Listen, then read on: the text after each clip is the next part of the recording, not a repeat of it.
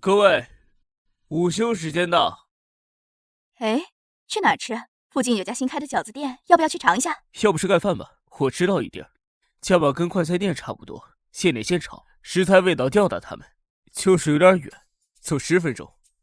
太远了，天太热，不想走。我想去对面吃。哎，你说的那家店有空调吗？好像没有。哎，陈哥，我信你，跟你混。恭喜你，有口福了。就这啊？小陈又带朋友来吃饭啊？胡说，你这造型儿挺别致啊。今天推北宋时期的菜，菜品仿古，衣着也得仿古，快进来坐。来一份肉炸，这个字是这么读吧？再有个青椒肉丝盖饭。啊，那我也一样。哼，你猜他们会不会点肉炸？会。你就这般笃定？小谢，你的活儿来了，肉炸一份儿。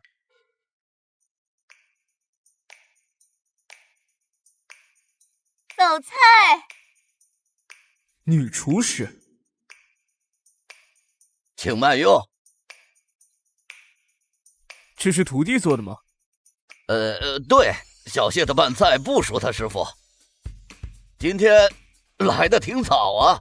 是啊，就等吃你家新菜呢。这种小店居然还有回头客啊！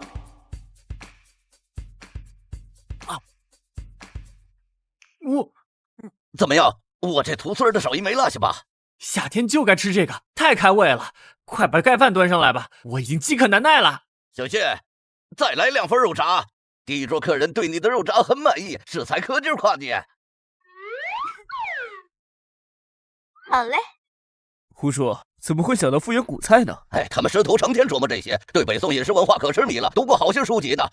不是我吹，研究历史的科班生都不一定比他俩懂。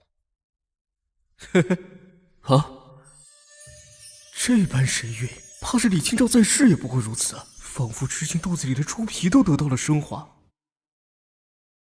唉，老苏我理财不力，3人自暮春3月出川北上，跋涉2月有余，花销严重超支。幸得御史长老牵线，接得腾经之物，润笔颇丰，这才解了燃眉之急。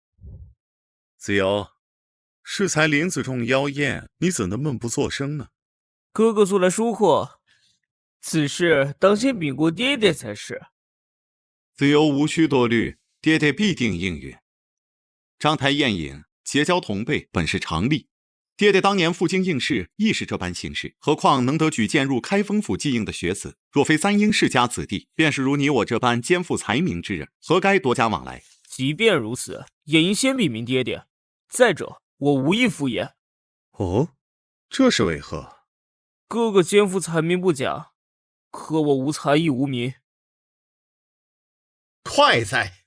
若得朝朝饮此凉茶，食此珍馐，纵白衣终老，亦无憾矣。这话可是你说的？戏是戏言，岂可当真？哥哥休要乱我相学之心。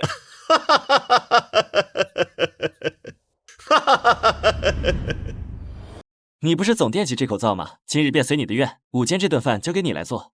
好。不必问，你只需记住它们的名称，并且知道它们的作用即可。来，开火吧。一拧即可。正是。我没法力也行吗？赶紧的。啊！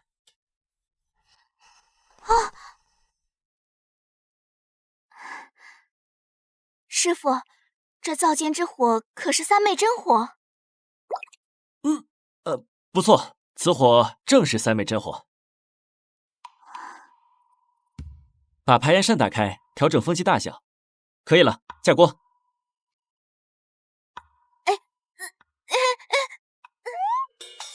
别爆锅！你看你衣服弄得多脏，2只手拎。锅都拎不起来，还想学颠勺？你还是老老实实当个配菜师兼凉菜师傅吧。师傅，油可够？你炒还是我炒？我，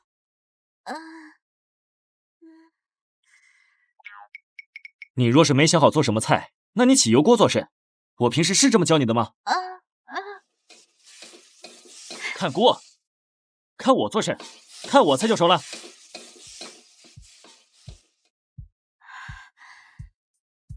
爸，端饭。不咸不淡，非常下饭。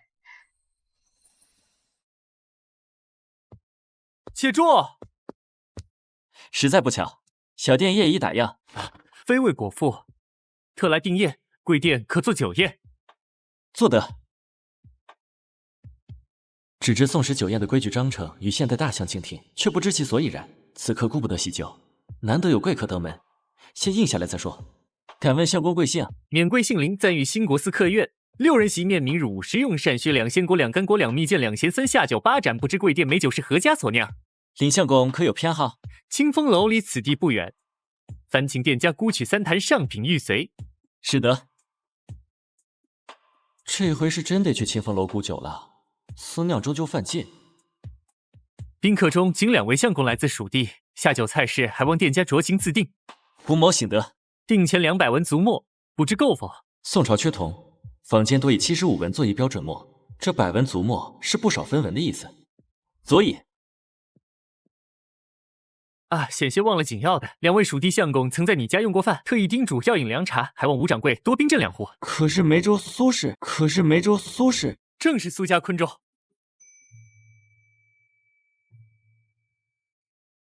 这哥们儿甚至连价码都没问，真不怕我讹他呀？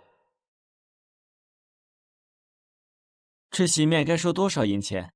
某只晓得正店的菜品单卖是一个价，放在酒宴里便是另一个价。以内城正店为例，同样规格的一桌酒宴，少说10贯起，酒钱另算。还有人会在无名小店设宴，以弟子愚见，不宜超过1贯。然则师傅的手艺超凡脱俗，岂是寻常食肆能比？总收他们2贯亦不算逾矩。1贯钱就是1000枚铜钱，便定2贯，下酒8盏，分量如何？菜碟约摸掌心大小，每位不过3炷之量。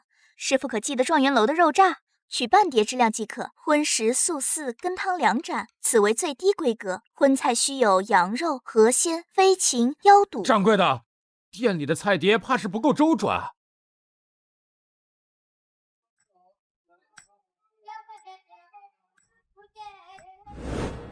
二郎，把这些碗碟用沸水烫洗干净。好嘞。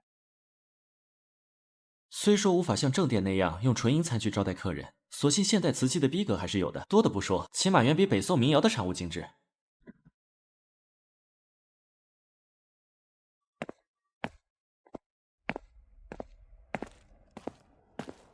啊，小谢，你在做甚？我在变强。受我刀工的厨娘说，此法可增强臂力。你就这样练，这辈子也休想学点少。为师教你一招，比这简单，也比这管用。照做呀！愣住做甚？降时吸气，起时呼气，保持这个姿势继续做。师傅，你能做几个？我100个吧。我也要做100个。你先把今晚的盒饭做了，再论其他。可我做的不好。照着工作餐的法子做即可。10文1份的盒饭，可不就是大杂烩？你练练手。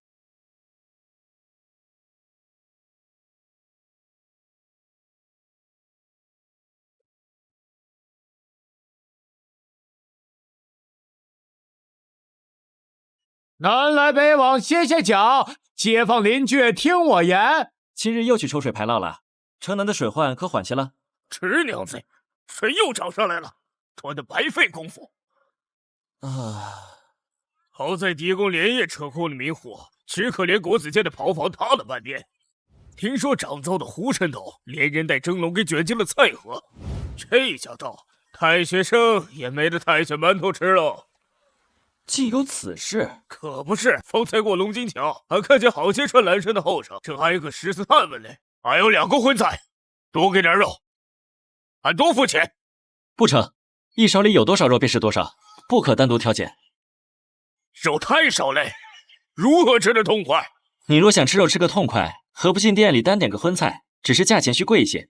早不说，明日再来。吴掌柜，你家盒饭味道真不赖。多谢客官夸奖，慢用。啊，吴掌柜，我家主人让我来取酒，且稍后。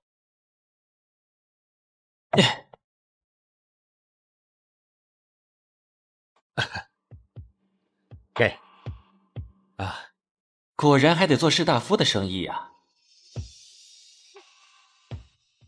师傅，饭好了。谢谢。师傅，您怎可谢弟子？并非道谢，我说的是小谢呀，在唤你呢。师傅有何吩咐？无甚差遣，你搬个凳子出来，坐我旁边吧。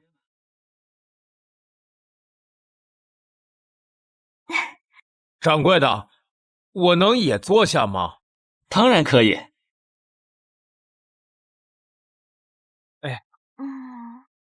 师傅在看什么？为师掐指一算，不久后当有2颗流星划过，朝西边落去，特意在此观止。哎，看！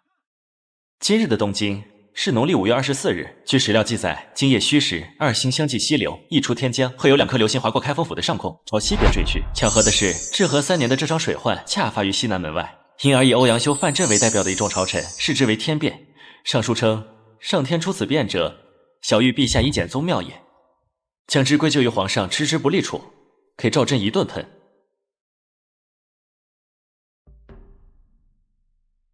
啊，掌柜的真乃神人也！你才知道啊？当然，天变之言我是不信的，但真看到流星了，我高低得许个愿。臣奸得钱1500余文，加上昨日共计4500余文，不错不错。这2000文去买肉，买完肉你2人去市集挑副好柱子，再去清风楼姑3坛上品玉髓。师傅放心，我们一定办妥。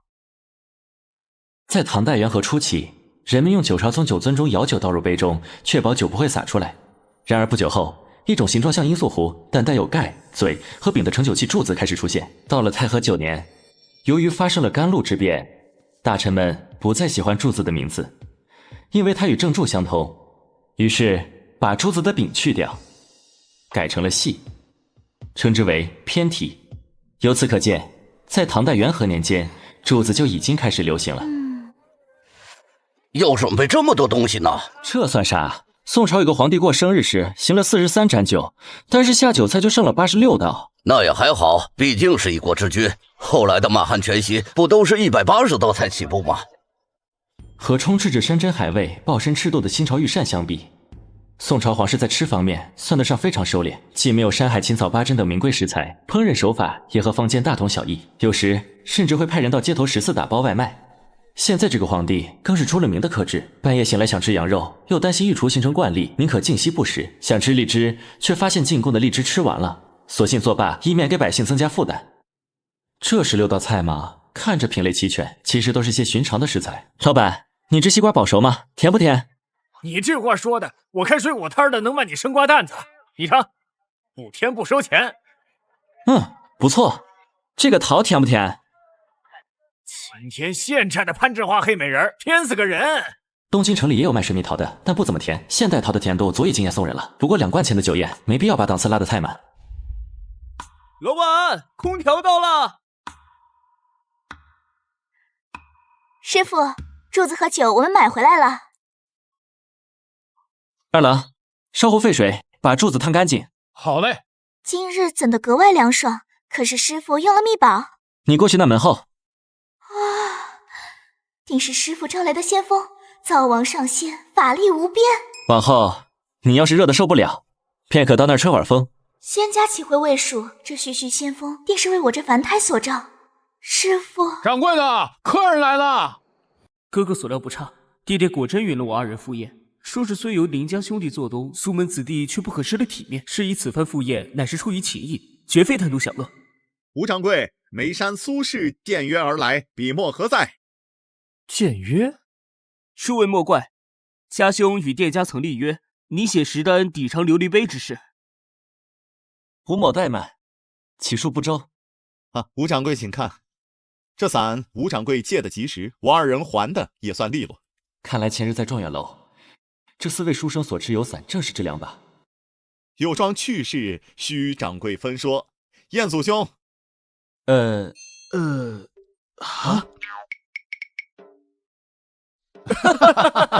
巧集王兄表字彦祖，吴掌柜少时开蒙，亦得此表字。2位彦祖缘聚于此，何该把盏共叙？在下王坟，表字彦祖，见过吴掌柜。原来是王兄，真是缘分。吴某无名，亦字彦祖。这位真彦祖王坟，冀州巨偃人。昨日来订宴的则是林夕，与其胞弟林旦来自福州福清。第4位书生胡宗玉，则是常州晋陵人士。哦，贵店的石丹竟用手卷写就。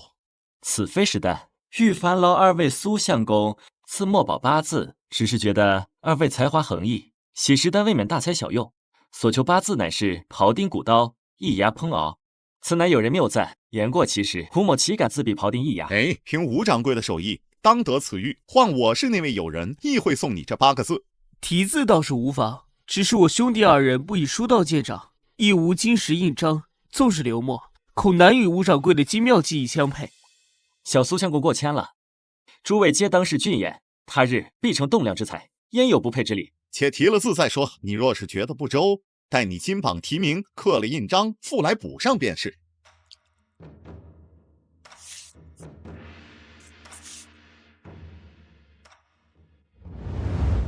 苏兄笔法恣意，自由兄自己端方，真是妙哉！二郎，务必妥为收存，待2位相公进士登科，再来补全印章。二郎请到。吴掌柜，上回来喝的冰镇凉茶可还有？有的，林相公特意叮嘱多冰镇2壶，糖的不好说，凉茶定叫小苏相公尽兴。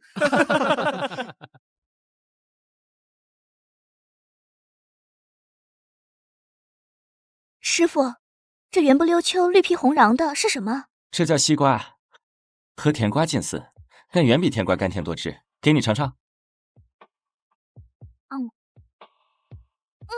好甜。西瓜在宋朝疆域内生根发芽，要等到南宋初年。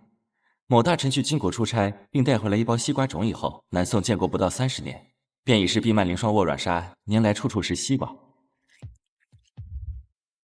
你来切，把瓜瓤剔下，莫要切得太碎，分量你自个儿掂量。这定是王母娘娘的蟠桃，只不过师傅以此招待客人，会不会过于贵重了？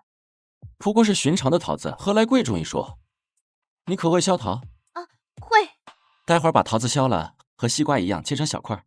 万一切得太碎，弟子可否能吃掉？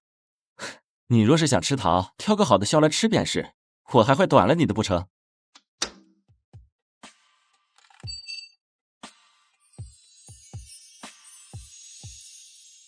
二郎，倘若客人问起，你便这般作答。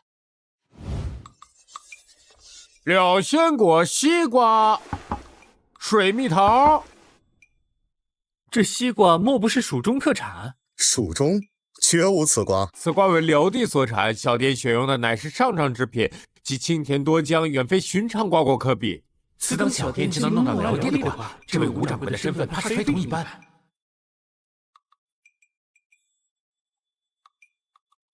快哉，快哉！快哉！好，烦请再添一点。且为诸君各续一点。不是哥们儿，连吃4碟是不是有点离谱了？后面还有16道正菜呢。掌柜的，西瓜再续一碟。是哪位相公要续？是小苏相公。好嘛，小苏这是要把西瓜当饭吃。清欢，不必切了，走菜吧。顺带捎句话给小苏相公，此瓜性寒，不宜多食。是。掌柜的还说，西瓜乃夏日所产。小苏相公下回光顾，若仍想吃冰镇西瓜，还望预先指挥，以便小店提前准备。夏日所产，待此宴毕，我定能闭门苦读，绝不再踏出鹤院半步。下回再来，得等到秋闱之后了。可是秋闱之后，便没有冰镇西瓜可吃了。肉掌蒜泥黄瓜。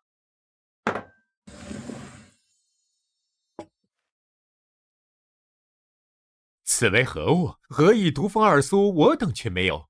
吴掌柜未免厚此薄彼啊！此物乃蜀中特产，唤作鱼腥草。蜀人视其异香，外人多难销售。吴掌柜知我二人怀念家乡风味，又恐诸君不喜此物，是以如此上菜，委实有心了。掌柜的吩咐，将这一份奉与诸位品尝，若能受此味，自当续奉。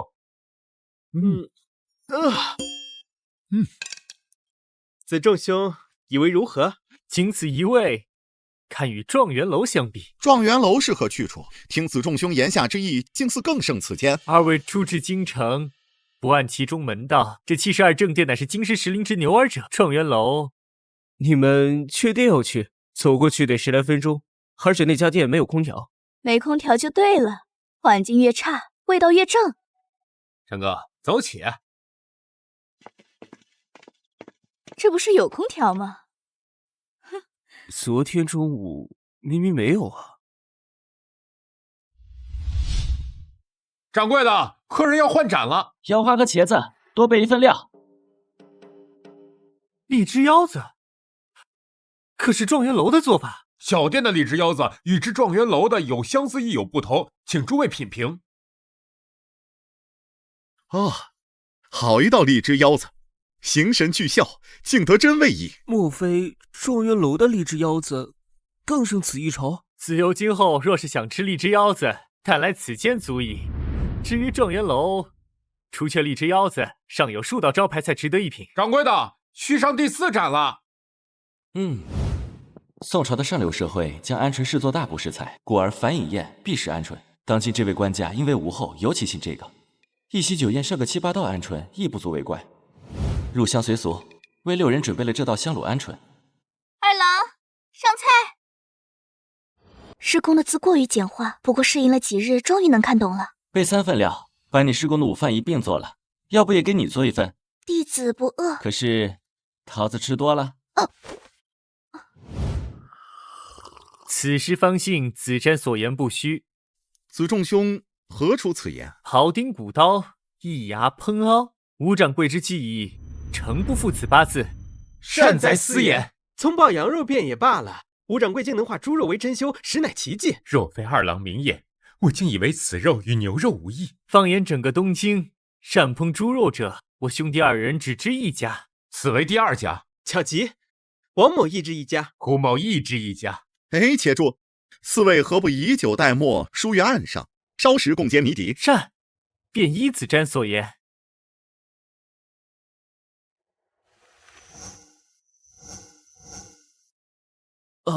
此巷字乃指大相国寺，我等所指实为同一处。诸君论刨除之事，何设寺院？二位有所不知，大相国寺内有一烧猪院，僧众虽持戒如素，烹调猪肉却是行家里手。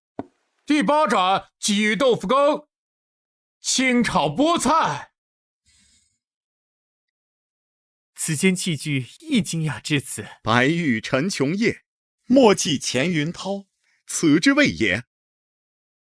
宋时的羹可以加米，也可以不加米，前者叫参羹，比如苏东坡父子做的玉参羹；后者叫羹汤。最出名的当属南宋初期的宋五嫂鱼羹，据说是现代西湖醋鱼的前身。师傅，月底的万信交易，咱去吗？万信交易？你指大相国寺啊？大相国寺不仅是开封府的地标建筑，同时也是东京的商业文化娱乐中心。每日初1、15和巡修日都开放庙寺供百姓交易。不仅平民百姓会去，离职或到京的官员也会把任上搜刮的土特产拿到这里来变卖成现钱。正所谓技巧百工列肆，王有不及，四方珍异之物悉萃其间，这倒是一个打响名气的好机会。好啊，掌柜的，结账！这一席实收3贯足墨，快哉快哉！诸君可需借伞，小店恰有3把。不劳吴掌柜费心，我晾着雨一时半会儿落不下来。谁问你了？谁不知道你一蓑烟雨任平生？承蒙吴掌柜盛情，若秋闱得节，定来置酒设宴。那便祝诸君8月秋闱，拔得头筹。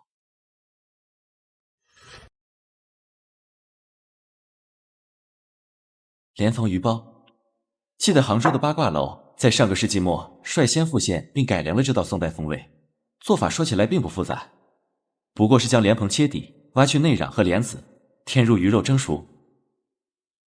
不得不说，卖相着实不错，十分契合宋朝文人对清雅2字的追求。其他人暂且不论，初敦颐肯定很爱这道菜。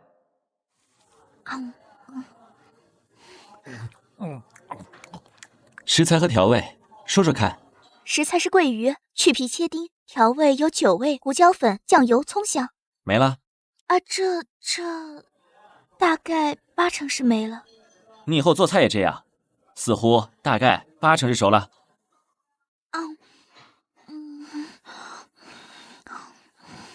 甜味儿，还加了糖饴。不完全对，再想想。弟子愚钝，还望师傅赐教。舔一下壁面，你便晓得了。师傅明察秋毫，是蜂蜜，无怪我尝到一丝若有若无的甜味儿。用饭吧，我没有那么神乎其神，纯粹是因为吃过副线吧，知道配方。酒吹怀白鱼，哇，入口滑嫩细腻，确实是顶级白鱼，其鲜美并略带媲美蟹肉的清甜味，足以使人忽略掉白鱼细刺太多的缺点啊！大伯，来半碗饭。我也要半碗。我要2碗。啊？我不吃肉，我拿着汤汁拌饭。没人不准你吃肉，尽管吃便是。这反帮汉子忒也心善，不仅允他同桌进食，还准他尽情吃肉。我不比这邪恨年轻俊美的多，死了遇不上此等好事。替我转达贵店称头，可将鱼肉与莲子剁碎成胶，搓成鱼丸，填入莲窝，形意兼备。哦，此刻何在？此刻何在？我慢接将去了。若贵客复至，须速来禀告。师傅，为何要教状元楼秘诀？为师胸中自有万法，区区莲房鱼包，何足道哉？哥哥，我可算明白了，你断定的事从未应验过。世事落空，岂不正是另一种世事应验？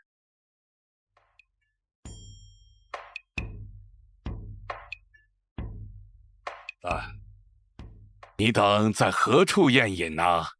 朱雀门外麦秸巷中，非是状元楼，不过一无名小店，不足道也。这家无名小店的掌柜，莫不是也叫无名？爹爹如何得知？京中14岂有我不识的？无忌菜味虽美，然过刚过烈，你二人怕是消受不住，不出1个时辰，定要腹痛如绞，如厕不止。爹爹多虑了，我与子由前几日才听林子重提起，他已经去过2回，并无任何不适，定是爹爹点错了菜。此店不仅做川饭，更兼营北食、南食。吴掌柜的荔枝腰子，甚至更胜状元楼一筹。没啥事儿，我先撤了。爸，你可当心点儿，我妈最近盯上你了。啥？此话怎讲？不怪老妈起疑，在她的视角里，老爸已经连续3天早出晚归，出门时毫不磨蹭，回家后也全无抱怨，1天2天还能理解，这都第3天了，这还事无间绝吗？真是岂有此理！凭什么怀疑我在外面打牌？我是那种好吃懒做、阳奉阴违、偷奸耍滑的人吗？我作证，你的形象绝对没有差到这种程度。总之，万一我妈问起，你别提及那边的事。老子晓得。马马虎虎，还比不上隔壁重庆鸡公煲的外卖量。不过我们利润率50%以上，没租金就是香。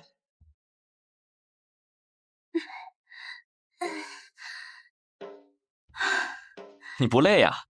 原本乏得很，可方才吃了冰西瓜，倒像打了鸡血似的，突然便有了精神。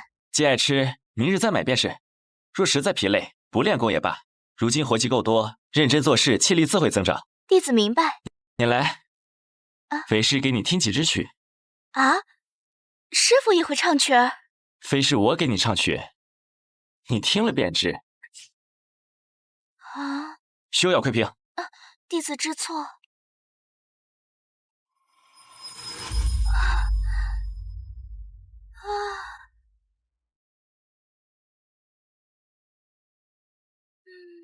一折水袖起落，长悲欢，长离合，无关我身。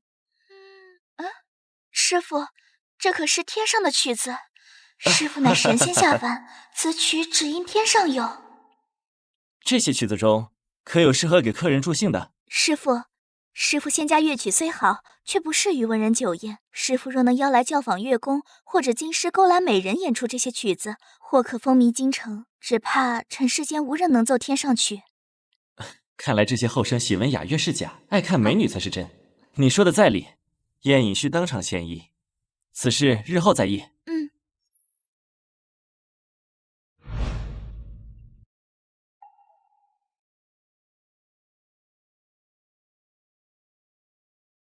吴掌柜，梅公派小的来许州。哎，梅公今日怎未亲自前来？梅公赴国子监上任去了。国子监遭了水患，竟未停学。国子监确已停课，眼下在崇明门外的官舍授课。虎公昨日为此事特来寻老爷相助。听闻国子监袍房被毁，监生可有吃食？此事小的不知。梅公说日后会登门致谢。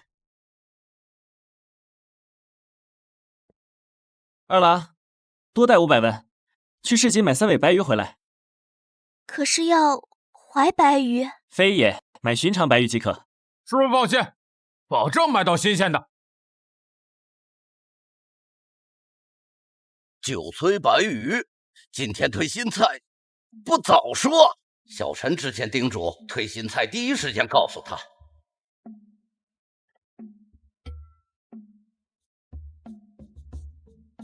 今天这么早，轮休呀？这是我太太，这位徐川老师对宋朝饮食文化很有研究的。仿得不错，可惜仿得不全。这不是苏东坡的老饕赋吗？啊，下笔似乎是模仿苏东坡的行书风格。正是，写这字的是名家，却只知其一，不知其二。这八字首先出于嘉佑元年，苏氏兄弟各提一句抵饭钱，上下句改用不同行书风格。也不知道徐川是从哪本典籍的犄角旮旯里看到了这则轶事，普通人能有几个知道？真照他说的做了，又有几个懂得欣赏？怎么会生出做宋菜的想法？恕我直言，和你们这家店的气质不太相符啊！菜只有适口和不适口之分，没有贵贱高低之别。东经14数以千计，可正店只有72家。吴老板见识过人，徐某佩服。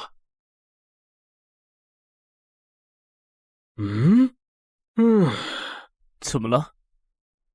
有哪里不对吗？肉把应选用猪腿或羊腿，劈出肉片，用刀背拍松，再切小块。汆水端身后，以花椒油、草果、砂仁、盐和醋拌匀。咱面前这碟，从选料到调味，没一个是对的。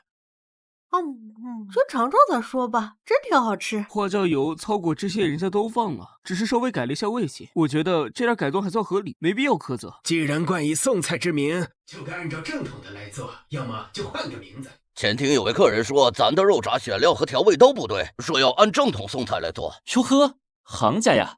小谢，你再给这位客人做份状元楼版的肉渣。爸，上菜时替我说句话。正统应选用猪腿肉或羊腿肉来做，我认为猪皮的口感更好，所以做了下调整。正所谓传承不守旧，创新不忘本嘛。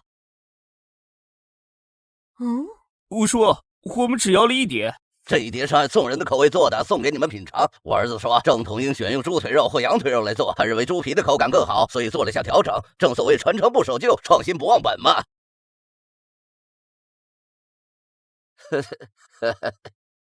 徐爷，这碟子怎么了？徐爷，这碟子怎么了？没什么，我看它颇有几分古韵。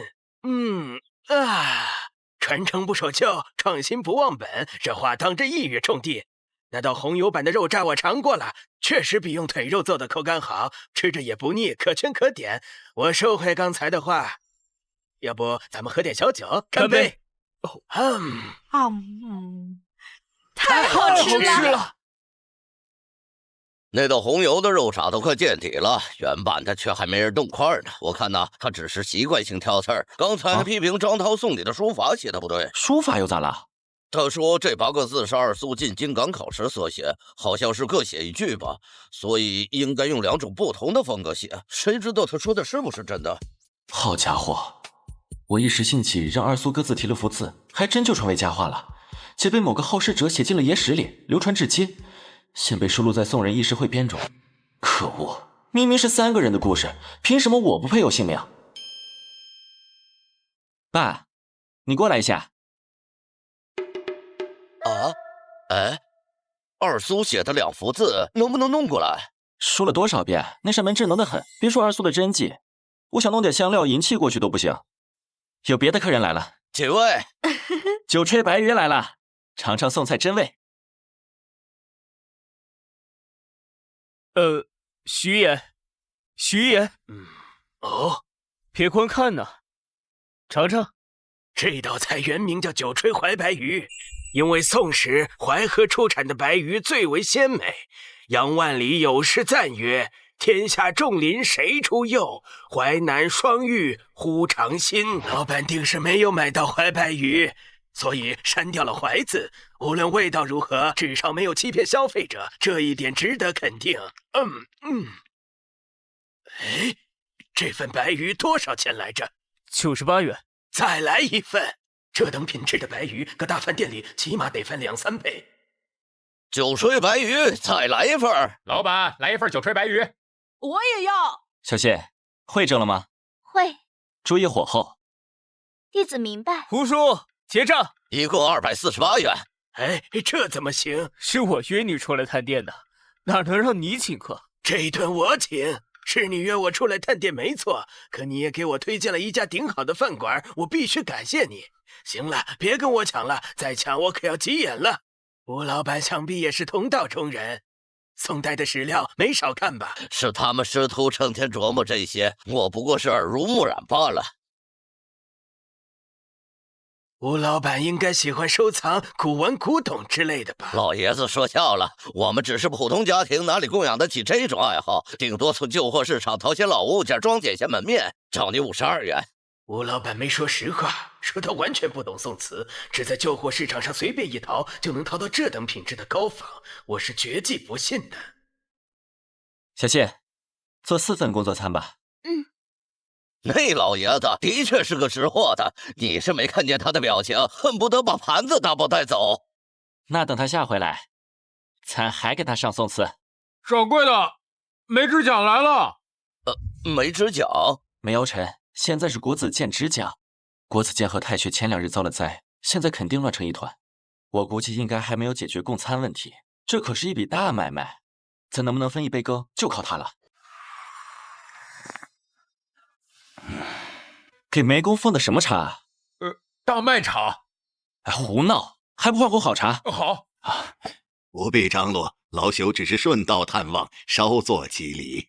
恭贺梅公荣迁国子监执奖，实乃天下学子之幸。齐地州果有奇效，吴掌柜当日预言老朽将为进士之师，竟成真章。今日特来道谢，仓促间未备薄礼。一时戏眼，岂敢鞠躬？倒有一事向梅公请教。国子监迁至崇明门外，诸位师生的膳食可有着落？眼下正为此事所困。3日前暴雨致国子监与太学遭灾，杂役死伤颇多。官府向周边14科所近日已激起各14行会全面反弹。老朽尚能引得掌柜1万及第州，其余师生仅靠赈灾亳州果腹。小谢，快取些饭菜来。使不得。众师生此刻犹在忍饥，老夫岂可独享珍馐？师傅，切瓜。敢问吴掌柜是行商还是散商？尚未入行，当速速入行。北师行会以聚众抵制科所，官府必转征南石川贩，行商尚有议价转还的余地。若是散商，老梅所言不虚。行会即由同行业的从业者相互联合起来组成的工商业组织。到了宋朝，官方色彩已大大减弱，渐渐演变成行商们抱团与官府互动和博弈的自发性组织。而官府之所以容忍，甚至支持这样的民间组织，无非是想急促他们对商户进行有效的监管，尤其是以较低的行政成本，顺利完成赋役收缴和科配分摊。正所谓团结就是力量，因此入行会有许多好处。反之，那些不愿入行的散商，不仅难以对抗官府的不合理盘剥，还会遭受同行的打压排挤。我的确有意入行，只是入行需一次性缴纳一笔入行钱，之后每月还需缴付行例，类似今天的会员费。前几日问过刘牙郎，得知川饭行会的入行钱为5贯足墨，而我现在的全部积蓄也才5500余文而已。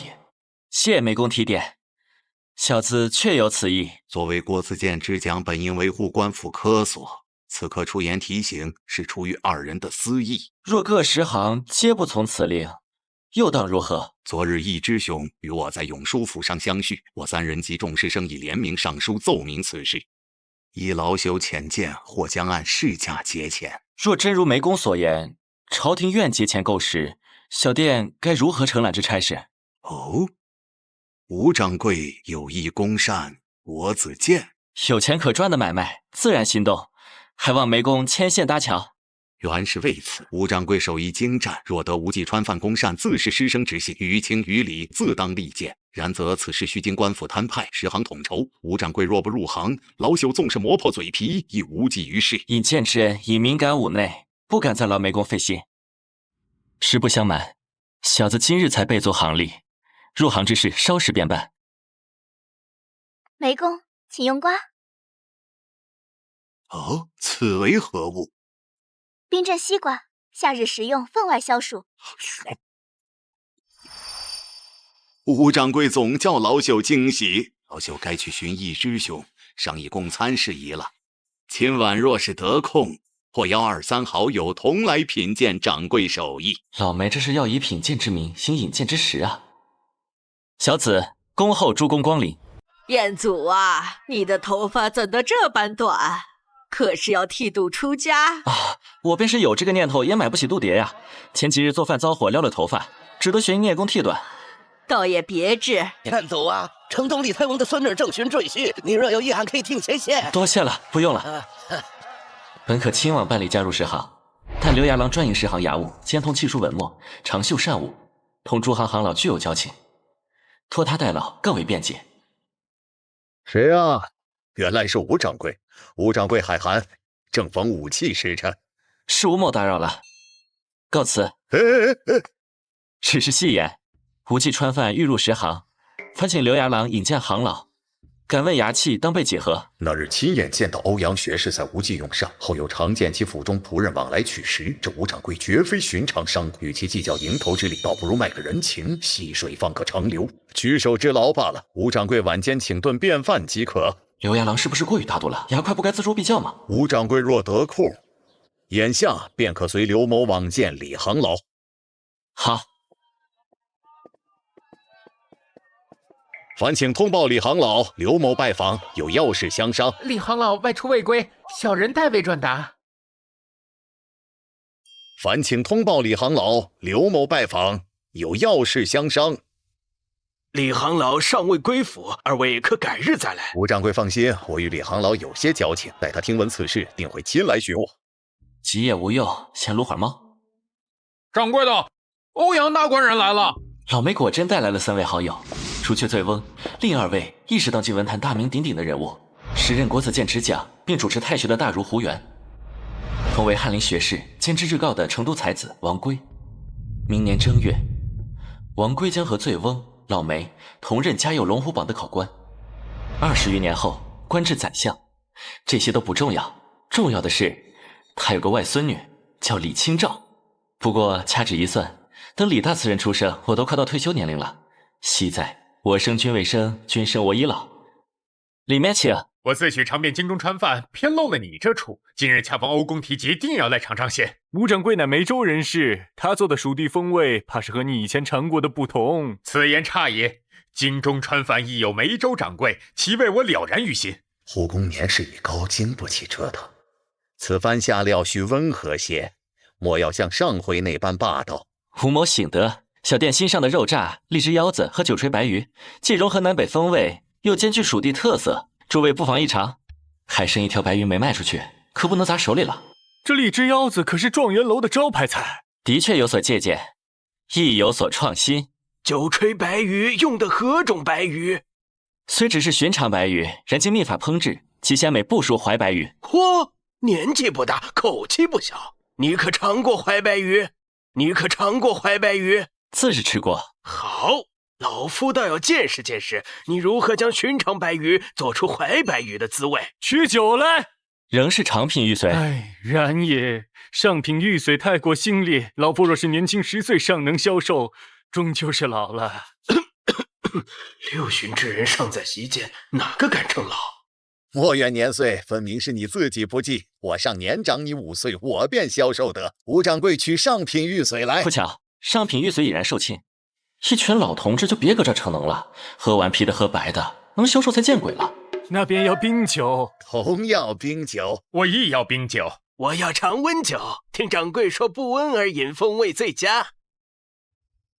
此等小店竟如正店一般，以1等琉璃待客，不，这琉璃杯的质地怕是有过之。二位勿惊，在此用饭，这只是寻常。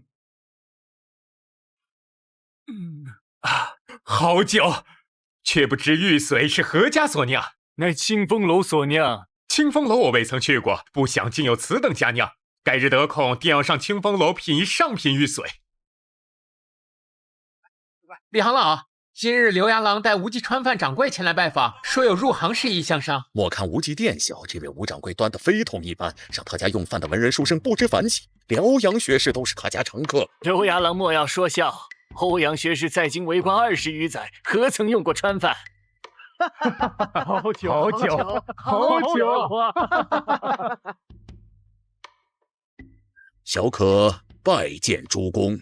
我瞧你有些面熟，可曾见过？小可昔日于太学就读，蒙先生讲授圣人之道，既通经义，怎得流落市井？入牙行5、6载，虽守着规矩，赚点辛苦钱，然车船垫脚牙素为士大夫所不齿，终身难以启齿。李行老，放着自家分茶不顾，也来此间用饭？非是用饭，特来替吴掌柜立契入行。哦，此间竟未入行？眼下便办。吴掌柜竟能请动欧梅二公坐镇，断不可小觑。李行老无需拘礼，诸公与我不过食客，你等自去立契便是。荔枝腰子，有劳李行老亲自走一趟，小店出力，诸多疏漏之处，万望海涵。吴掌柜既与欧阳学士有旧，李某自当登门拜会。我与翠峰谈不上有旧吧？入行并无繁琐章程，只需按缴纳入行钱，平日恪守行规便是。这5贯入行钱不是等闲人家拿得出来的。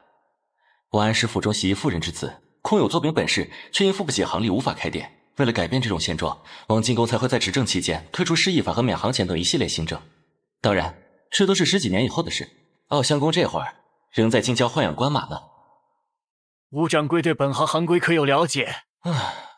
我一个现代厨师，哪里会知道这些细节？不懂行规便开店，背景定然深厚。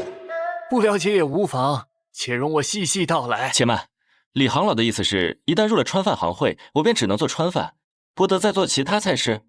李行老的意思是，一旦入了川饭行会，我便只能做川饭，不得再做其他菜式。非也，是不得再做南食和北食。有何不同？东京城里不就只有这3类分茶呀？确实如此，故而南食和北菜肴，例如荔枝腰子和酒炊怀白鱼，今后最好不要再做。当然，若只是借鉴南食和北制技法，则不受其限制。此外，吴掌柜大可推陈出新，刨出之道无穷无尽，又岂限于东京一城。若我在南食和北食的菜肴上有所创新，可否做得？做是做得，但需换一个菜名，而且各类菜品的定价亦有规矩，各类菜品根据其成本都有最低定价，售价只能比这高，绝不能比这低。不知炊饼、馒头、鸡蛋和肉粥定价几何？吴掌柜问这作甚？莫非无忌川饭亦卖饼面粥蛋？使不得，使得，饼面粥蛋无分南北，人皆可卖。只是具体定价我也不甚了了，待我明日问过饼行和粥行的行老，再来告知吴掌柜。我的定价多半偏低了，稍微涨点价便是。为何状元楼既能做南北食，又能做川饭？正店自不必守这些行规。听说吴掌柜志存高远，若有朝一日贵店能以川饭之名跻身72正店之列，李某与有荣焉。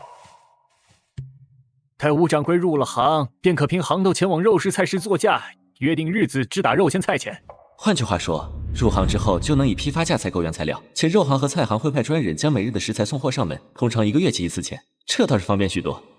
哦，险些忘了最紧要的，贵店开张已有多少时日？可曾造册记账？不过4、5日，虽未及造册，然每日出入银钱，吴某皆心中有数。吴掌柜需尽快造册，补上前几日的账目，断不可轻忽。多谢李行老提点，吴某出立门户，不知税法章程，还望行老赐教。赐教不敢当，此为行老分内之事。本朝赋税种类繁多，咱们这行需缴的有住税、地税、屋税、实力钱。以上这些都是次要的，因在京商户有承担物资供应的义务，故而最主要的赋税来自官府的科所。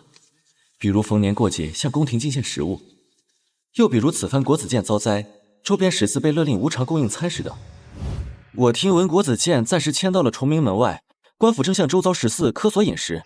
你且放心，我与各行会行老已然商定，待吴掌柜拿到行头，官府若有科所，不从便是。那我何时才能拿到行头？只要缴了入行钱，我明早便给吴掌柜送来。不若这般，明早四出，我往贵府拜会，再与李行老同去府衙驻部登记，请领行头。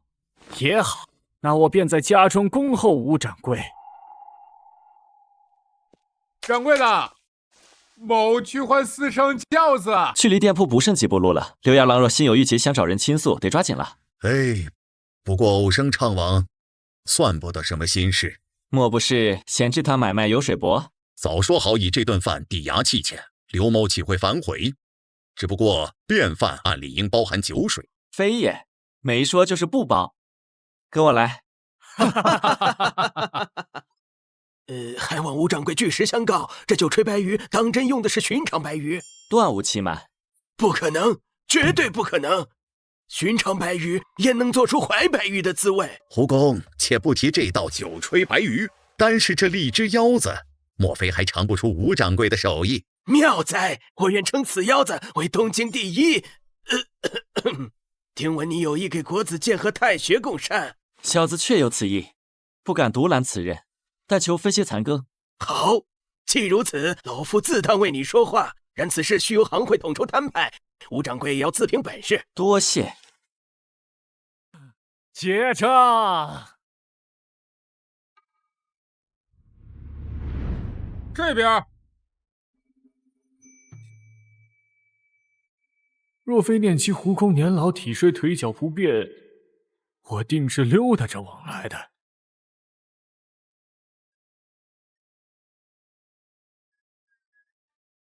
想吃什么？你尽管点。酒吹白鱼，受庆。那边荔枝腰子，受庆。唉，你就说还剩下什么菜吧。莴苣炒肉丝如何？我让谢城头给你炒一个，也教你尝尝厨娘的手艺。行，便依吴掌柜所言。好嘞。哎，结账。与昔日太学恩师踟蹰不敢入内。刘牙郎怎么没进来？刘牙郎这般处着，莫不是要我扑坦相迎？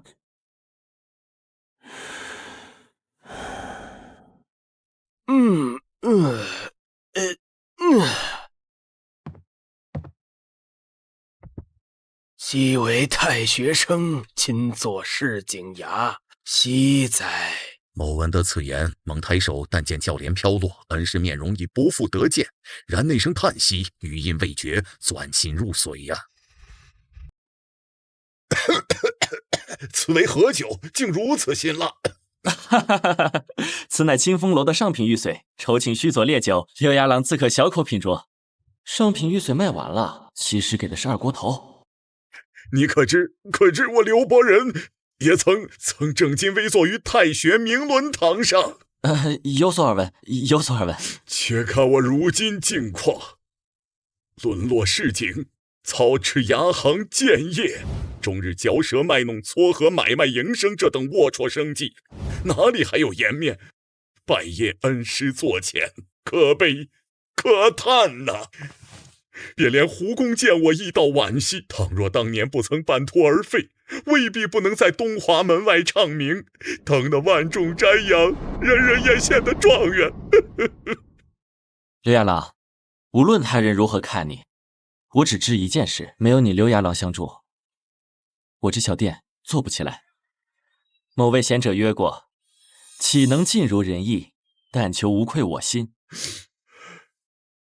谁约的？你别管是谁约的，衙人怎么了？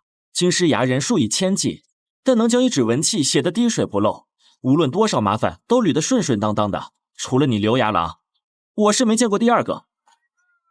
蟾宫折桂固然是本事，这撮合买卖解人烦忧又何尝不是本事？刘牙郎，不必妄自菲薄，岂有见业，唯有见人。刘牙郎只需恪守本分，规矩营生。正所谓360行，行行出状元，谁又能只占你半句？你若将牙快之业做到极致，自可当那状元郎。吴掌柜今时良言，刘某醍醐灌顶，今生已无望蟾宫折桂。可这牙行的状元郎，我刘伯仁当定了。谁要当状元郎啊？哪儿来的狂徒，也敢与知道兄争锋？一时戏言，诸君切莫当真。今科状元郎非刘相公莫属。哦，你倒识得我。刘相公才名远播，京师之中谁人不识？店家，此间可有吃食？不巧，小店业已打烊，三位不若明早卯时前来，饮得一碗极地粥，登科极地，指日可待。极地粥？前些日子，圣于先生饮过此粥，不久便擢升国子监执讲，成了进士之师。荒唐！没功岂会来此等小店饮粥？岂止没功，便连胡吴某绝无半句虚言。三位若是不信，自可向圣于先生求证。哼！那书生是你旧识？吴掌柜说笑了，刘知道乃太学翘楚，岂会是刘某旧识？此人确有真才实学，胡公亦对其称赞有加。荆轲怕真要蟾宫折桂啊！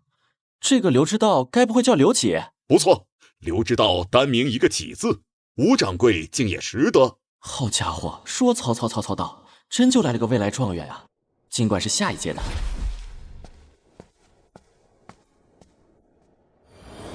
扣除你和二郎的工钱，结余6900文。多谢。前几日的账单你补上，字还是你写的好看。好。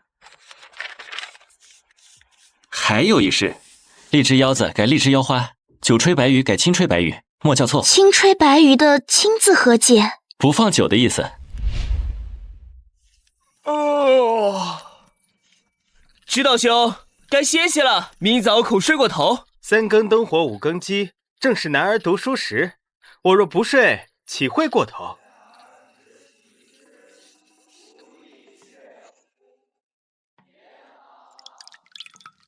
此时尚未推行3社法，太学亦未扩招。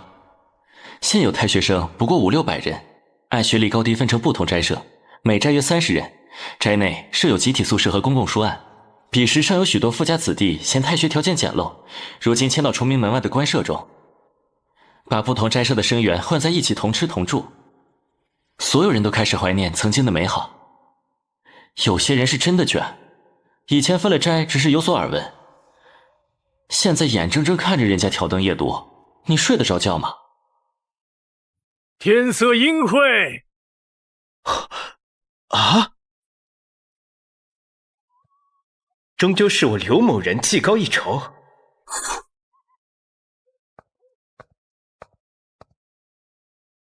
知道兄何往？待会儿该发粥了，我上外面用饭。老梅趁众师生正忍饥挨饿，是过于忧患。能进国子监的都是京官之后，只要肯掏钱，不愁没东西吃。太学生中倒是有不少寒门和庶民子弟，可朝廷不仅包他们食宿，每个月还发零花钱。虽然本朝发的不多，每月仅300文左右，买2个炊饼填肚子总不成问题。知道兄莫非真信了店家鬼话，敢去喝极地粥？荒唐！不过是喝腻白粥，若出粗劣，定当面斥他。知道兄与我2人不谋而合。哇！排队！站住！本店规矩，先排队后买粥。哼！市井小店也敢立这般规矩？知道兄，来都来了，先吃粥吧。哇！诸位，小店粥食将于明日涨价。这个涨价，店家无信。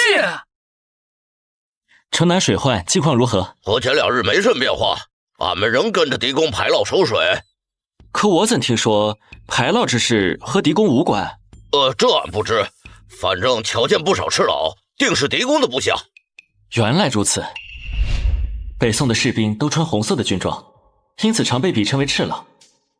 狄青乃北宋少有的名将，出身低微，却一步步官至宰相，其民间声望之高，朝野无人可比。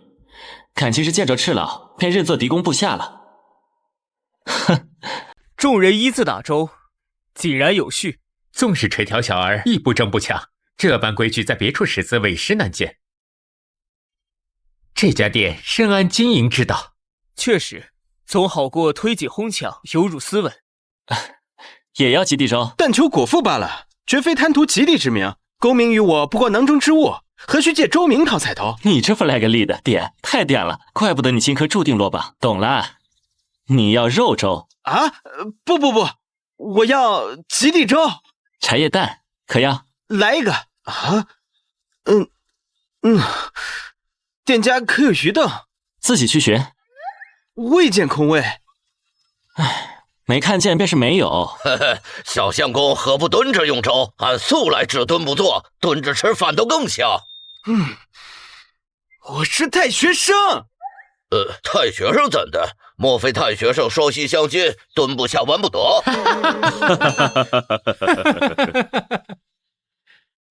不可理喻！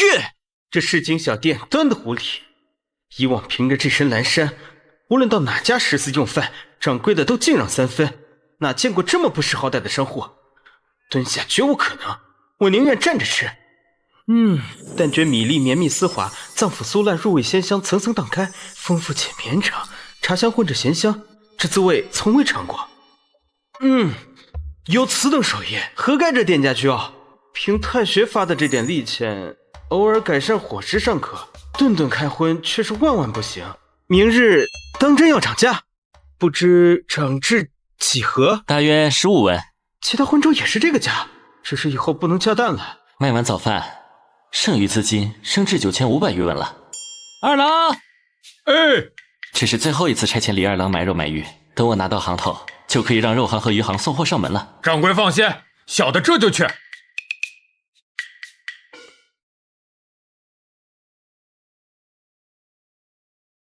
吴掌柜来了，快请坐。吴掌柜会否骑马？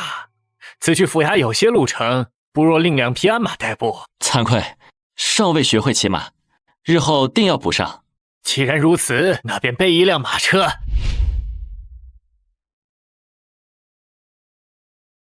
这经济型马车果然硌得慌，座位就铺了层麦秸。李行老倒是安之若素，显然一练就一身铜骨铁皮。吴掌柜，恭喜呀！我何喜之有？官府此番将一市价采买，听闻胡公点名要你无忌川饭供膳，国子监声援数千，这可是大买卖。李行老的消息很灵通嘛，能当行老的人果真不能小觑。李行老高看吴某了，无忌川饭不过一醉儿小店，哪供得起数千人饮食？须得各商户齐心协力才是。吴掌柜高义，李某替崇明门14谢过。今早得知消息时，某便回过味来。吴掌柜选在此时入行，分明就是冲着这个来的。诗行的另几个行老已经遣人来问了，问这无忌川饭是谁的部将，怎的此前从未听闻？据担心自己抗争了半天，最后给别人做了嫁衣，怂恿某在他入行这事上使绊子。有吴掌柜这句话，某便放心了，回头也好向另几个行老交代。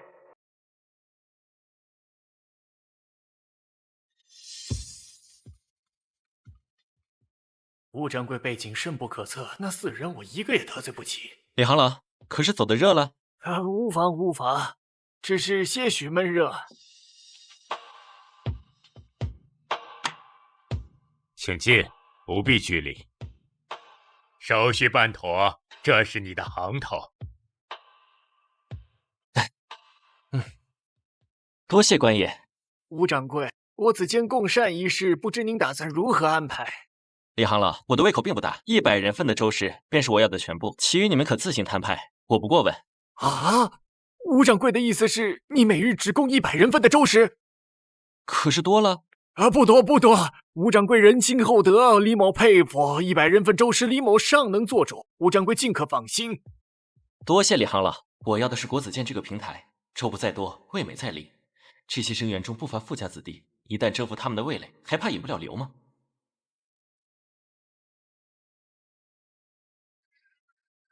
今日的市集人声鼎沸啊！是啊，甚是热闹。李行老，您怎么来了？快请坐。这位是无忌川饭的吴掌柜，以后还请老板多多关照。原来是吴掌柜，以后吴掌柜要肉尽管吩咐。今天客人怎么这么多？1份麻婆豆腐，2碗米饭。什么情况？又有人替咱们宣传了？刚才问过了，他们有的是论坛里饭友，有的是被群友推荐来的，有的是看了小某书。原来是这样，爸，咱这是全网中跑了呀！什么群友小某书的，完全听不懂。昨天还好好的，怎么今天就排上号了？小陈啊，周末还上班呢，要排号不？叔给你写个号。前面还有几桌？不多，就2桌。陈哥，要不咱们去吃那家冒菜吧？我赞同。那我们改天再来吧。徐爷，你吃过饭了？没，今天人多，需要排号。你不会是从家里过来的吧？自然是从家里过来的。从家里过来驾车都是半个小时，这得有多馋啊！这就是传说中的美食特种兵吗？佩服！不聊了，我得抓紧排号去了。这家店真有那么好吃吗？要不咱也去排个号？算了吧，下次再来。反正咱正好离得近，有的是机会。吴老板，咱俩加个好友，我去隔壁茶馆坐会儿。轮到我了，麻烦你给我发个消息。行，再过段时间怕是可以建个群了，到时候群里发个红包，估计能。老爷，十行朱行老约您在茶坊会面。知道了，去茶坊。李老弟来了，可是以市价购食之事落定了。是也，官府已遣人送来公平，我等正是为商讨此事而来。送帖之人还特别提到无忌川饭，听说你亲自陪吴掌柜驻步，领了行头。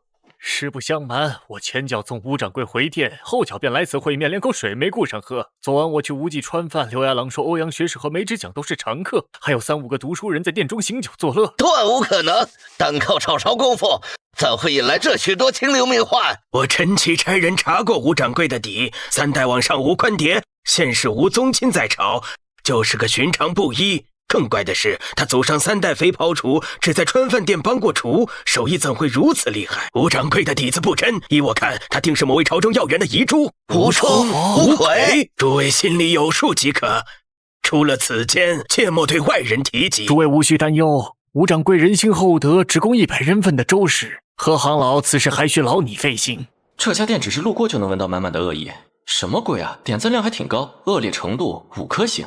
此等万恶之源，诚邀天下英杰共矫之。掌柜，李行老来了。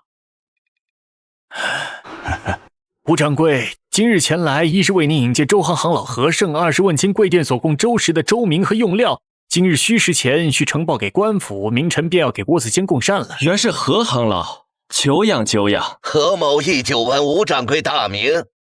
吴掌柜可否识字？穿越过来这么多天，早就适应了宋体字。张行老所言不虚，寻常市井小民岂能识字，定是家学渊源。小店供早饭，100人份的及第粥，精米1水6，佐以肝、肺、肠3色下水熬制而成。可是尽是极地之极地。正是。这粥名从何而来？此粥名源于……不知此粥市价几何？肝、肺、肠俱为杂色下水。东京城只有吴掌柜以此煮粥，不妨往粥里多添些，我等可替你报个15文。国子监中不乏富家子弟，吴掌柜三思啊！李行老多虑了，我只供100人份的粥食，便是想吃，只怕也轮不到他们。若无人问津或反响不佳，叫官府追究起来，贵店便不得再给国子监供膳。洪某显得。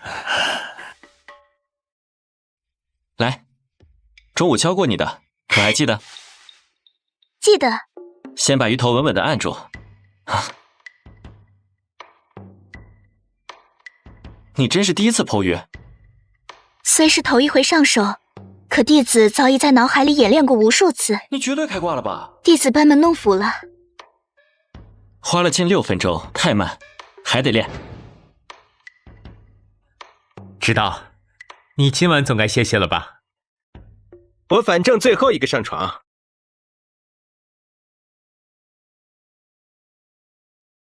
知道兄，同去用饭。剩下的钱还是留待以后喝极地粥吧。某上尉穷经明道，岂敢纵口腹之欲？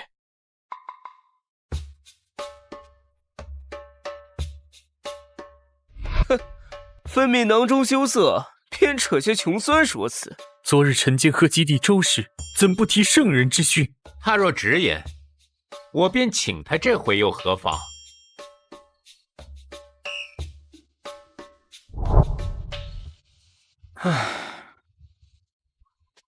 哎，你听说了吗？明日换14共膳，终于不用吃寡蛋白粥了。还是吴掌柜的极地粥滋味绝。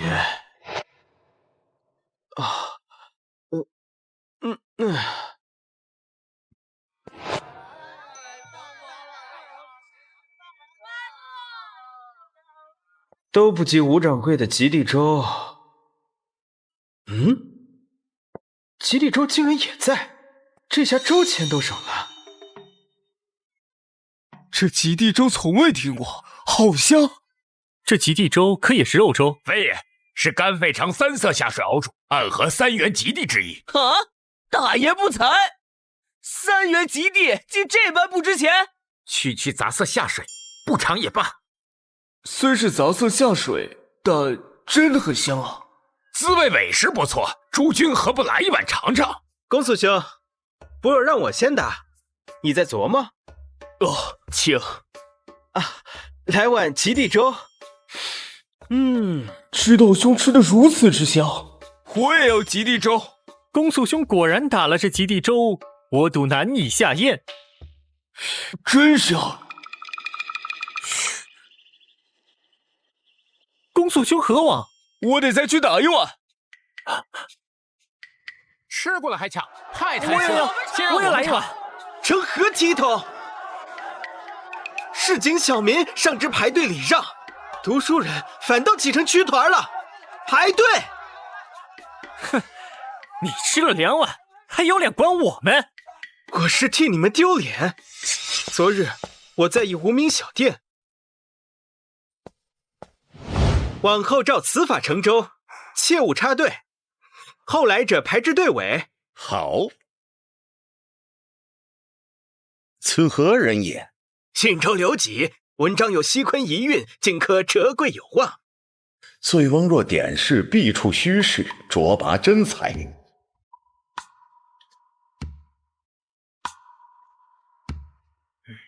吴掌柜，这是您订的肉和鱼，请核对。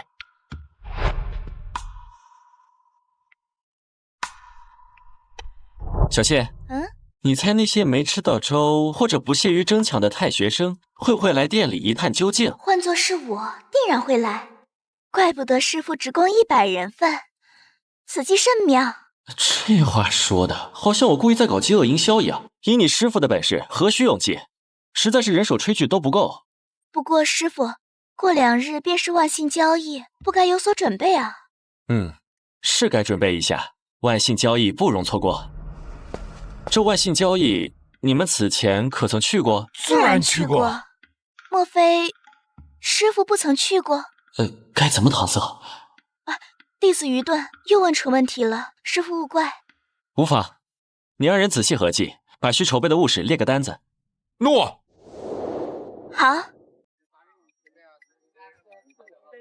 爸，这万信交易可厉害了，就是11世纪的东京世博会，有好多番邦来客和外国使臣呢。意思是后天放假呗？我的爹系大佬，这精准打击没谁了，后天千万不要下雨啊，不然就只能3探状元楼了。你说的大相国寺是不是鲁智深斗拔垂杨柳的地方？算是吧。是就是，不是就不是，什么就算是？花和尚看管的菜园只是大相国寺在酸枣门外一处微不足道的私产，的确和大相国寺有关，但不能混为一谈。大相国寺作为东京首刹，寺产之庞大，仅本部就有64院，不说别的，单说这每月5次的万信交易，光靠出租摊位，寺庙便能很赚一笔。我想借此机会提升无忌川饭的名气，自然要花钱租个摊位。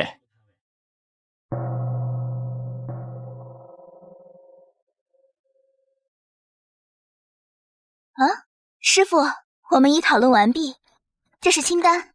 啊，师徒所见略同。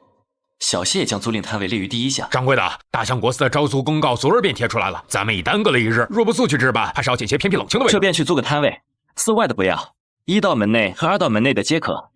醒得了。你只说是无忌川饭要租赁摊位，其余不相干的事不要提。二郎醒的，可别跟人说我是菩萨转世，当心被人拿大棒轰出来。师傅，我们还需另车载物吗？大相国寺距离这里有些路程，携带吃食和器具，步行多有不便，要有马车呢。师傅，那我们卖什么？炊饼、馒头还是糕点？咱是川饭店，岂能卖炊饼馒头？为师今日再教你一招，把那猪头拿过来。好嘞。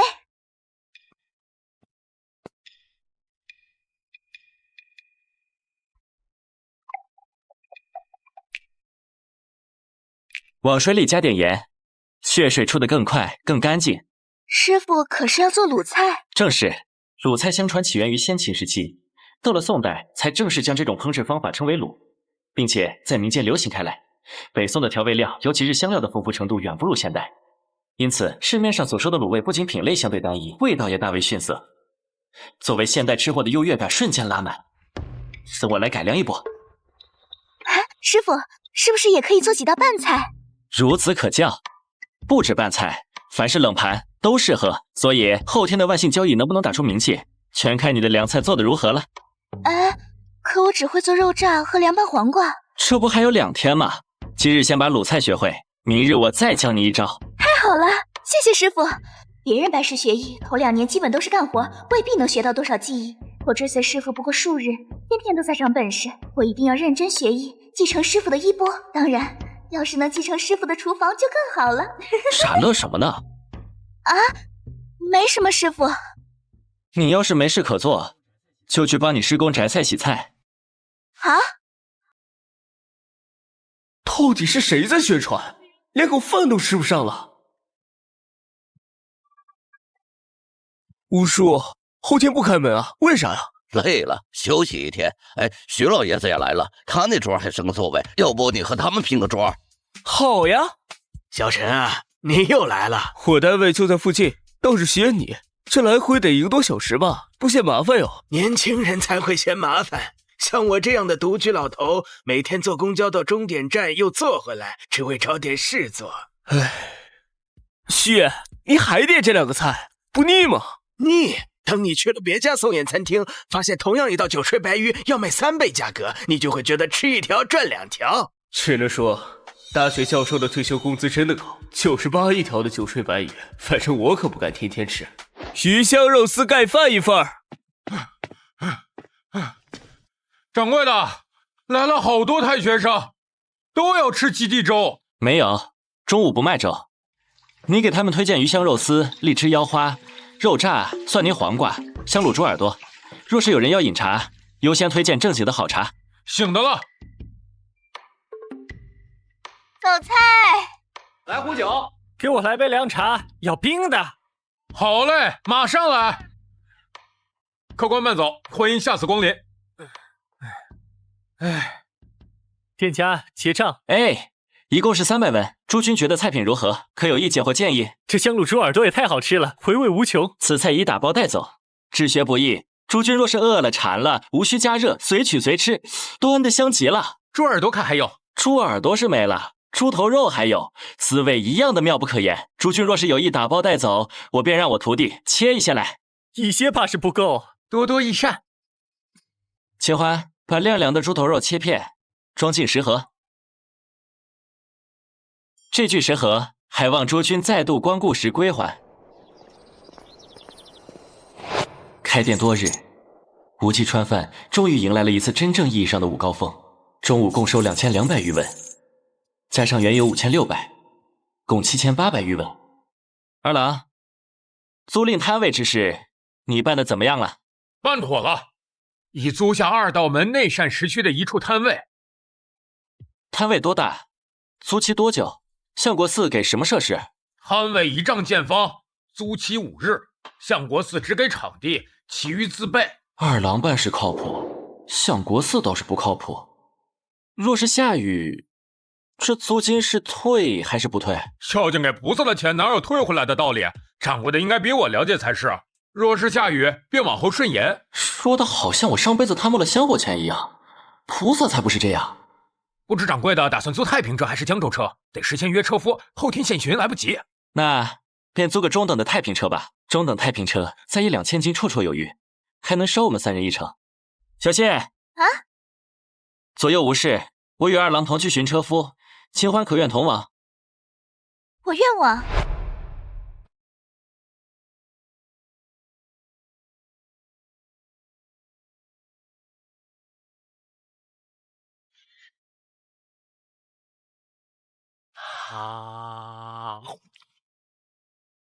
怪哉，咀嚼声竟也透着香气，五剑只啃了2个炊饼，可真馋啊！知道兄，尝尝。卤肉嘛，哪家店的？胡记川饭的。醇厚浓郁，猪皮软糯，肥肉化渣，瘦肉不柴，太绝了！伯纯、郑叔，来尝尝。这是哪家的卤肉？麦街巷的吴记川饭。今日之内食尽，不得过夜。绝了！状元楼的卤肉都没这香。卤肉算什么？他家的荔枝腰花才是真的绝，甩状元楼18条御街。非也非也，最绝的当属店家自制的凉茶，冰冽甘甜，若能每日饮一杯，快活似神仙呐！谁快活似神仙啊？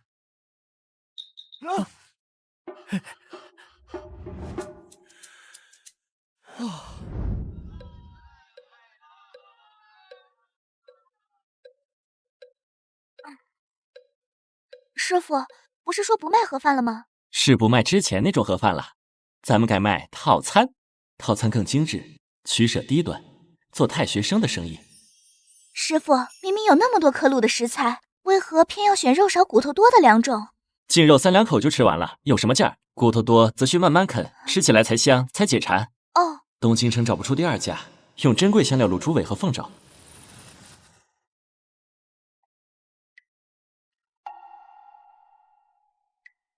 宋人更不可能想到，1000年后，这2种食材竟然卖得比肉更贵。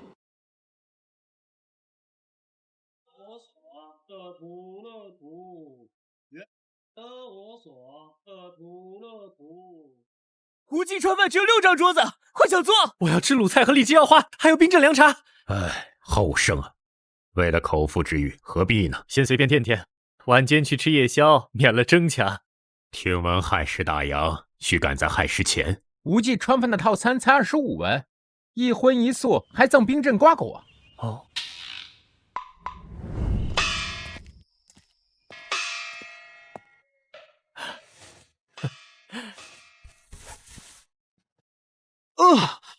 知道兄莫非也？知道兄莫非也？无忌川饭，日后不再相间了，半夜3更同时就寝。伯纯兄才学过人，小弟佩服。知道兄亦不遑多让，郑叔弟更胜一筹。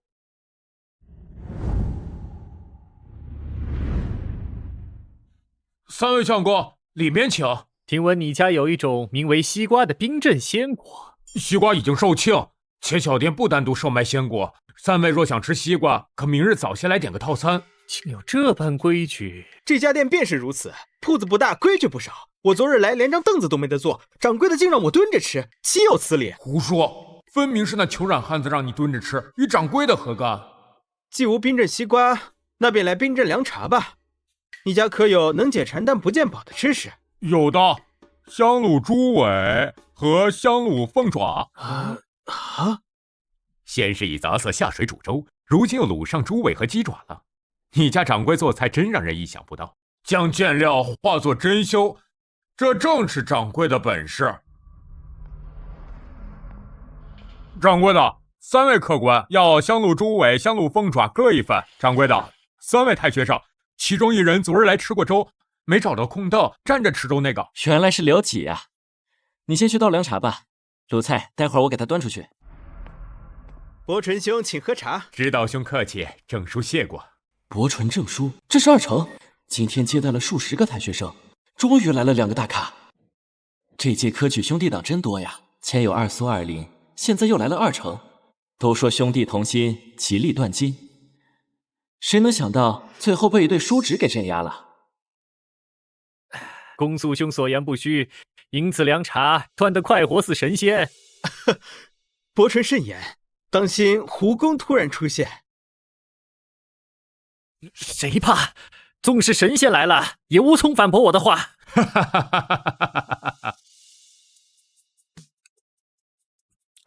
一杯10文钱，下月利钱才300文，撑不过10日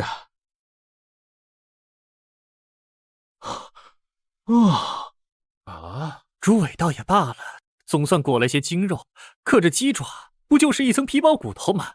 甚至不如鸡肋，失之何益？非也，非也。吕氏有云：“善学者若齐王之食鸡也，必食其唾数千而后足。”可见喜食鸡爪者，自古有之，此谓需慢品。我2人素来恪守膳食礼仪，何曾见过这般活色生香的吃法？儿时馋嘴，娘亲的咸水鸡爪，好吃就多吃点儿。怎比得过吴掌柜的卤凤爪？香，太香了！看我做甚，快吃啊！怎的，嫌吃相不雅？你2人尚小我几岁，怎得如老夫子般古板？此间唯我3人，又何必拘礼？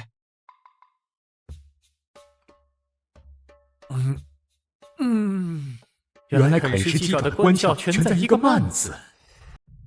面对连接指节的细小韧带与骨缝间的透明胶洞，需以舌齿进行细密的探索。舌尖轻抵，翻搅刮蹭，将那些年糯如琥珀冻糕的精华一点一滴的从骨缝中耐心剔刮而出，分毫必争。恰似沙中淘金，唯有细致耐心，方能淘得至味珍宝，方能体会到每一口形态不同、滋味各异的丰富层次，方能将卤汁的深厚底蕴、胶质的黏糯丰腴、经络的柔韧弹压尽数品出啊！周末营业额是平时2倍，扣除谢礼2人工钱，不错，剩8600余文。掌柜的，结账来了。妙极！这鸡爪果如知道兄所言，莫看骨多肉少，但下苦功细嚼慢品，已能于细微处探得真味。恰似治学，昔日读艺，初觉潜龙勿用，4字平白，诚心细究，方知遥想之精。掌柜的故意您这骨多肉少的食材烹膳，正蕴含着欲速则不达，虚实则未美的智理。我不是，我没有，别乱说。证书通透，晨间我贪快站着吃粥，只尝到3分滋味，适才慢啃这凤爪，反倒咂摸出10分香醇，可见治学与刨除原是一理。牛逼，啃个鸡爪都能啃出人生感悟。李二郎就不一样了，吃啥都是一句真香。真香！吴掌柜手艺精湛，这卤凤爪堪称一绝。客官过奖，只是些许家常卤味，不值一提。溢美之词听多了，阈值早拉高了。李白携手赠无名，我才会激动。看样子今夜又要下一场暴雨。诸位，本店后天歇业1日，还望海涵。掌柜可是要去相国寺赶那万幸交易？这届太学生不仅会吃，还会猜啊！正是。我兄弟2人亦打算凑凑热闹，届时再会。再会。啊！一觉醒来，2个时空都在下雨，这场雨竟似下了1000年。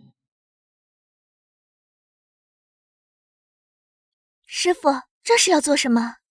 拿去洗干净，再用酱油抹匀全身，往鸭腹中塞入姜片、葱段和2勺料酒腌制。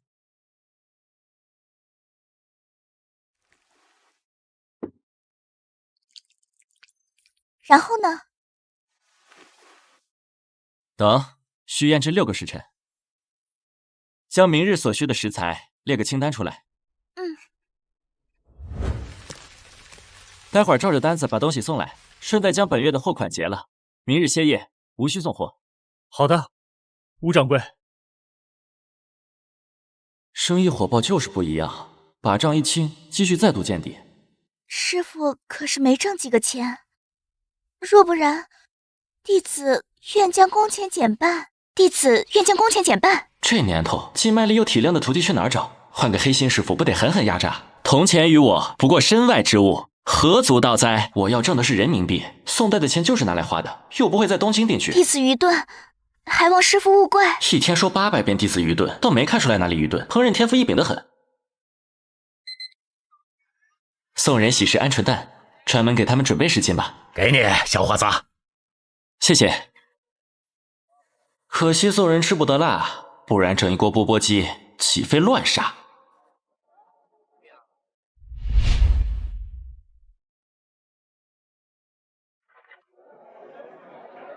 今天可算是恢复正常了。快，终于开门了！今天有学生套餐。巴斯的呗。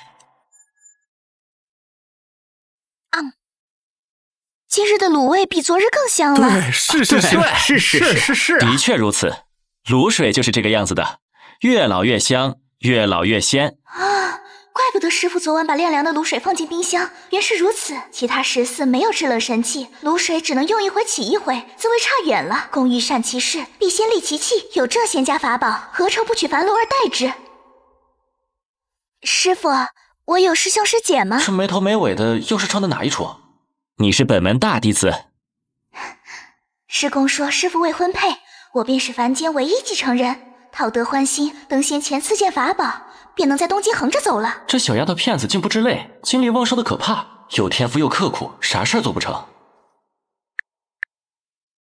张涛，停送2天预制面点。为啥是2天？今早下雨没卖，明天休业1天。休业？出啥事儿了？啥事儿没有，就是累了，给自己放1天假。我倒是想买1吨荔枝倾销到北宋，可惜压根过不了安检。参加相国寺市集，要提升无忌川饭知名度。热菜卖不了就卖冷菜，川菜的冷菜不输热菜。宋代没一次性饭盒，打包食物多用叶片或黄麻纸。带汤汁的拌菜没法装，卤味合适但单调。哈，有了！师傅何为？接下来要做熏菜，顺带熏2只板鸭，用张茶鸭的腌法。熏菜？张茶鸭比之板鸭自是更胜一筹，包含腌、熏、蒸、炸4道核心工序，以樟树叶与茶叶烟熏，赋予其独特风味。成菜色泽金红，外酥里嫩。可惜做法太复杂，硬件不允许，只能做青春版的。熏菜这手艺，打从那远古蛮荒时便有了，早先先民们便是靠着这法子存着吃食，到如今早已是寻常法子了。熏过的菜放得久也不坏，滋味还格外香美，正好挑去大相国寺前售卖。可厨房里也没见着熏炉，该如何熏制？文火蒸2个小时，少1分都不行。你来闻闻。用糖和茶叶熏菜太奢侈了，寻常14甚至正殿都不敢。全天下还也只有师傅有此等魄力，在他老人家眼里，此等珍贵的调味料竟跟不值钱似的。师傅定是灶王爷下凡，凡俗道士都能点石成金，师傅变调味料再正常不过。旺火烧至冒白烟，熄火熏5分钟再取出。卤料是底味，熏制不过是增加些许风味罢了。看明白了吗？看明白了。这徒弟连剖鱼都一看就会，这种傻瓜式操作闭着眼都能复刻。你按同样的方法，把卤好的凤爪、鸡心、鸡胗、猪尾、猪肝、猪耳、豆腐卷都熏上。熏制火候不同，我待会儿再告诉你。用于熏制的只是部分，明天大相国寺的菜品还是以卤味为主。二郎，来喽。咱俩把这鹌鹑蛋、鸡心、鸡胗和豆腐卷串上。鹌鹑蛋4个一串，鸡心、鸡胗和豆腐卷3个一串。老爸，过来接棒串食材。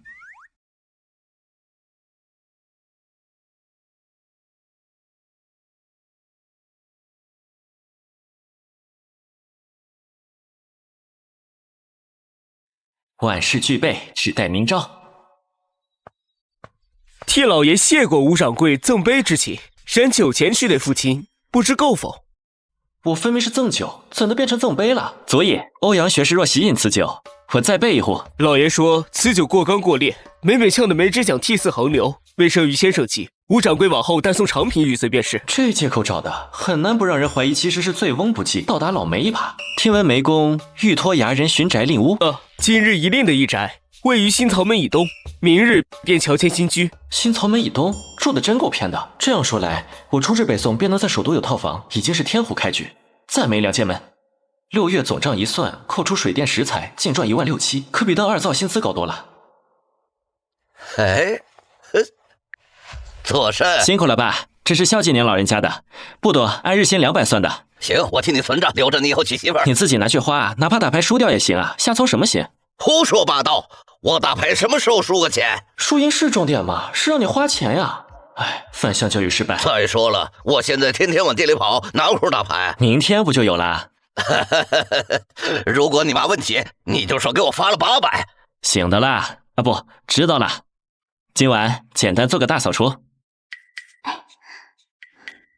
仙家造访，理当如此。菩萨慈悲，普度众生，连鼠虫都被吴掌柜的德行感化，甘愿避退。今天不用卖早饭，起得比以往晚一些。明厨亮灶，此之谓也。哎，小谢，啊，师傅早。你昨晚饮酒了？弟子滴酒不沾。可这琉璃杯又是从哪里冒出来的？难不成吾和梦中饮酒？知道了，刷你的牙。师傅，弟子也不知这琉璃杯从何而来，可我敢指天发誓，绝非清欢嘴馋偷食。此事的确与你无关，这杯子应是前些日子送与欧阳学士的那只，毫无疑问是2间门发力了。看来琉璃杯也只能行使餐具的功能，待醉翁用它饮完酒，夜里便会自动回收，连送个人情都不行。其实人情已经送出去了，2间门搞的幺蛾子，关我吴彦祖什么事？就不知道醉翁一觉醒来，发现珍贵的琉璃杯不翼而飞，会作何感想？至于这琉璃杯为何会突然出现，不相问，仙家法宝定是认主的，岂容他人染指？小谢，过来写个告示。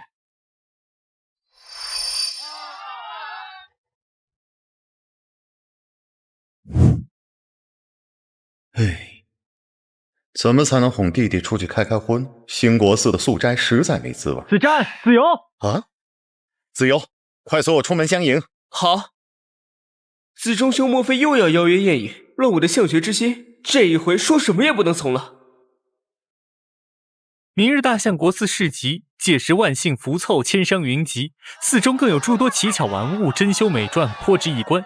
二位若有闲暇，何不随我等同往大相国寺一游？巧捷，某正欲瞌睡，子中兄便递来枕头。久闻大相国寺乃东京第一宝刹，既蒙子中兄相邀，岂有推脱之理？不知同游还有哪几位雅士？除我兄弟2人，尚有彦祖和完夫，皆是上回宴饮时的旧识。哪个彦祖？王彦祖还是吴彦祖？吴掌柜若是同往，倒是我等的口福。可惜他要照料自家营生，多半是不会去的。子由，你定然也是想去的吧？我本已立志闭门苦读，足不出户直至秋闱，这才过去几日。倘若就此破事，岂非太过意志不坚？子中兄美意，然口期将尽，前番已享盛宴，此番若再赴游乐，惊恐怠惰，请示我不再同往，唯愿温习今意，静待秋闱。啊！哎，此言差矣。你我来京赴考，非为庇护自守，与世隔绝。太史公不遍访名山大川，安能着千秋史笔？大相国寺乃我大宋第一等繁华之地，万商云集，市树杂沓，其间名声百态，市井风情，又何尝不是学问？子战兄高见，我等观风问俗，正可开阔眼界，增益见闻，绝非寻常消遣可比。且我等同游，亦可切磋文章，寺中清净处，以坐而论道。子由莫再推辞，正是28好儿郎，莫要辜负京师的大好盛景。大相国寺的万幸交易名扬天下，其间无所不有。你最爱的冰镇凉茶定有售卖，可有冰镇西瓜？哼，有的。吴掌柜，可以出发了。驾！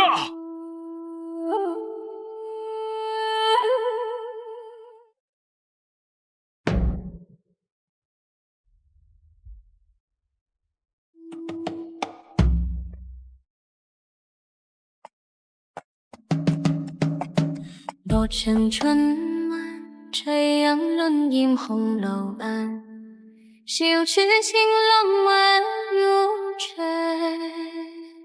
孤舟哈发情，曾醉你個人，只是風流永如散。